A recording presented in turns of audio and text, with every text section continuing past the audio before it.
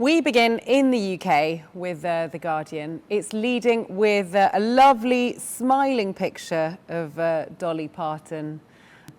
There we go, as tributes continue to come in. But the main story on the front page of the e-paper reports that their Prime Minister, Andy Burnham, has dropped his support for capping political donations.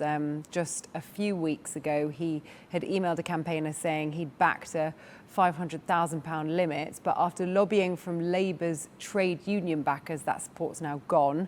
The Prime Minister has essentially decided not to back amendments to the elections bill, which would cap the amount a person or an organisation can give in a single donation. And while we're talking about Andy Burnham, his name is on another front page too, but this time for a very different reason. The FT, the Financial Times, reports that the British Prime Minister, is trying to calm nerves ahead of the budget being released, with the headline, "Burnham battles budget jitters with pledge to take pressure off business." He's reportedly acknowledged that the operating environment is tough for big and small businesses. He's not yet confirmed if business taxes will rise in the new budget. His recent remarks are he's trying to make life easier for people, take the pressure off, and meaningfully deal with the cost of living crisis. What does that actually look like in terms of finances? We won't know until the budget is delivered in the autumn on the 28th of October. Now, we go to a story that made top story headlines throughout the day yesterday, a real tragedy in Pakistan, as it's being reported in Dawn News. 14 infants, babies, killed in a fire at the gynecological ward of a hospital in Islamabad. The paper is saying that the initial reports say that a spark from an AC unit spread through oxygen points, spreading the fire. The paper saying that families say that the rescue teams arrived too late and that the doors were locked. And as a result, the country's Prime Minister, Shehbaz Sharif, has removed the country's health secretary and ordered an inquiry. The footage described shows rescue workers on ladders trying to get into the building, breaking windows, and grieving mothers outside. So a very sad story indeed.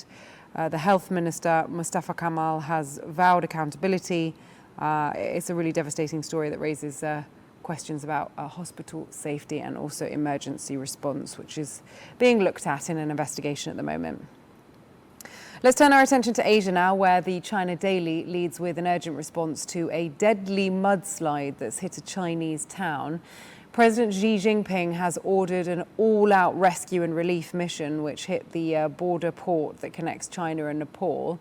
The death toll at the time that the paper was released was 3 and over 265 missing.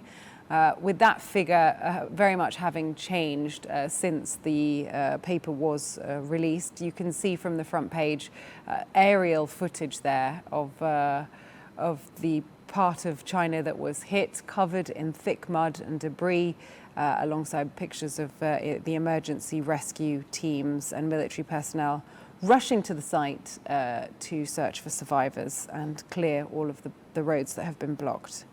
So staying with that same devastating disaster, the Dhaka Tribune in Bangladesh brings us the wider regional impact on its front page. They report that the massive floods and landslides along the volatile Nepal-Tibet border, that hundreds have been killed and missing, and many foreign tourists are included in those numbers as they were in the area at the time.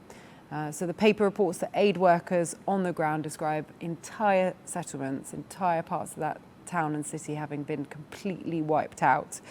Nepali police have confirmed that they recovered 157 bodies. That's what the Dhaka Tribune had at the time of publishing, where emergency officials are still working tirelessly to recover the dead and also help the stranded families as the floodwater is still rising. Now, let's look to India. The Hindustan Times, which reports on a significant diplomatic breakthrough. India and China have agreed to move forward with talks regarding boundary delimitation and quickly address any tense situations to prevent misunderstandings or miscalculations along the lines of actual control. So this comes after high-level talks between India's National Security Advisor Ajit Doval, whose picture is featured on the front page, and China's Foreign Minister Wang Yi. The two sides have reached an 8-point consensus, which includes setting up 2 additional military hotlines to improve border management and communication.